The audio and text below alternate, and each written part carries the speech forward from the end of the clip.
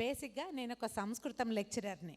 Basic Telugu సంస్కృతము రెండు చదువుకున్నాను. అందరూ చదివేలాగా సంస్కృతం సెకండ్ లాంగ్వేజ్గా కాదు, ఒరిజినల్ ప్యూర్ సాంస్క్రిటే నేను చదువుకుంది, మొత్తం సంస్కృతమే. స్కూల్లో కూడా ఓరియంటల్ లాంగ్వేజెసే. అండ్ ఇప్పుడు నా రహస్యం ఒకటి చెప్పాలి. నేను మ్యాథమెటిక్స్ ఫెయిల్ అయ్యానండి 10th క్లాస్లో. నేను నిజంగా నవ్వొచ్చిదా మీకు? చప్పట్లు కొడుతున్నారండి? ప్లీజ్ ఒకసారి నవ్విన వాళ్ళు చేయొద్దండి.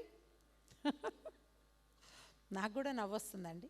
నేను ఓరియంటల్ స్కూల్లో చదవటం వల్ల మ్యాథమెటిక్స్ కానీ సైన్స్ కానీ ఏదైనా ఒక దాంట్లో మార్కులు అంటే పాస్ అయితే చాలు. మ్యాథ్స్ ఆర్ సైన్స్ ఫెయిల్ అయినా సంస్కృతంలో ఎక్కువ మార్కులు వస్తే పాస్ చేసేస్తారు. నాకు సంస్కృతం 200కి 184 మార్కులు వచ్చినాయి. సైన్స్ పర్వాలేదు 70 వచ్చినాయి అనుకోండి. మ్యాథ్స్ లేదు మనకి. కానీ నేను వేదిక్ మ్యాథ్స్ చదువుకున్న తర్వాత, అంటే బాగా పెద్ద అయ్యాక మా అబ్బాయితో పాటు, కాబట్టి పర్వాలేదు, పిల్లలతో పాటు చదువుకోవచ్చు మనం. తెలుగు నేర్చండి అంటే ముందు నేర్పించండి. రాయడం రావాలి, చదవడం రావాలి, మాట్లాడడం రావాలంటే మాట్లాడడం వచ్చిన అమ్మా నాన్నలు ఉంటారు, రాయడం రాని అమ్మా నాన్నలు గ్యారంటీగా ఉన్నారు ఇక్కడ.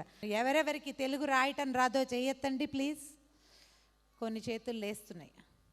ముందు మీరు రాయడం నేర్చుకోండి, అప్పుడు మీ పిల్లలకి చక్కగా నేర్పించవచ్చు. మాతృభాష రావాల్సిందేనండి.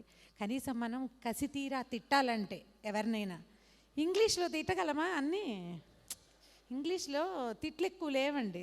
లాంగ్వేజ్ చిన్నది కదా, భాష చాలా చిన్నది, అక్షరాలు తక్కువ, భాష తక్కువ. తెలుగు అయితే చూడండి ఎన్ని అక్షరాలు, రాసిన కొద్దీ వస్తాయి, తిట్టిన కొద్దీ తిట్టచ్చు తెలుగులో చక్కగా.